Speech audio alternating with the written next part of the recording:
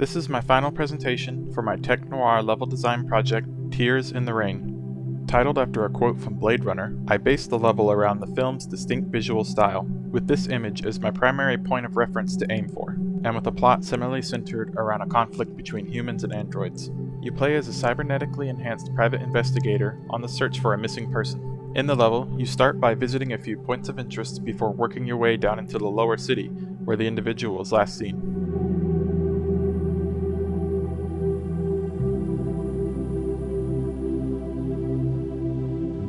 Everything you see was put together using various assets on the Unreal Engine marketplace. I will be including full credits in the description and at the end of the video. You start off in your investigations office, with your first lead being an Android repair shop the missing person frequently visited. After a quick look at your case notes, you'll head out into the rainy yet sleepless city night.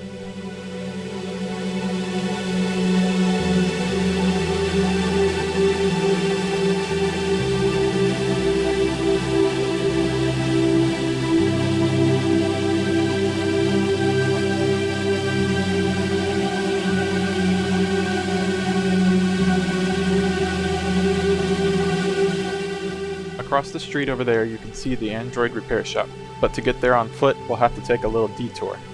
Since the last progress report, I've increased the number of fully animated NPCs, most of them being destitute androids and humans alike. Much of the city is divided between different factions. While this area is more tolerant towards coexistence, some areas are restricted to humans only, and others have only androids. As a cyborg, the main character exists as a sort of bridge between the two worlds. Here you can see one of the larger androids originally built for construction. I wanted the streets to also feel just a little bit alien and magical, and so these androids are kind of like seeing a modern giant. We'll have to cross the street here, jumping from car to car to move forward. One of the challenges I had was in getting the colliders on some of these assets to work well with the player character, in addition to ensuring I didn't overtax the GPU while adding all the additional complex lighting. Here you can see a building saying humans only, as it is occupied by a so-called human supremacist group called Humanity Front, as a little nod to a group from the Deus Ex video game series. And over here I've used the headlights on this emergency vehicle to light the way forward for the player. Ultimately we'll be making our way down to the bottom level, which as you can see is currently experiencing riots and social strife. But first to visit the repair shop.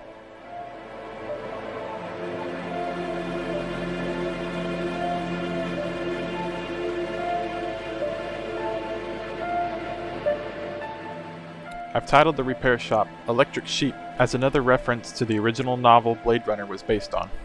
As an establishment sympathetic to androids, the repair shop refers to itself as an android clinic, and you can see various broken or damaged androids waiting to be seen, while others stand watch. In a full game, this is where you would enter the shop and engage in an investigation. Afterwards, this street light points the way down and forward. To get to where we need to go, we'll have to pass through the riots down below. Time for some platforming.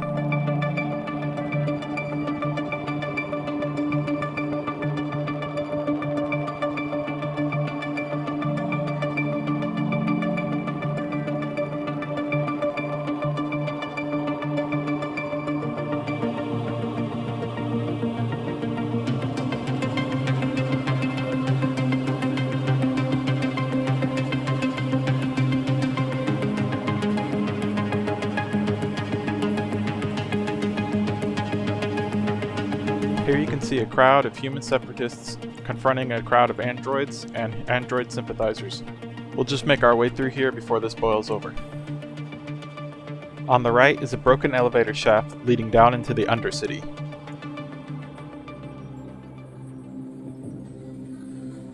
Down here, things are quieter, but not any safer, as you'll encounter deranged humans and androids alike.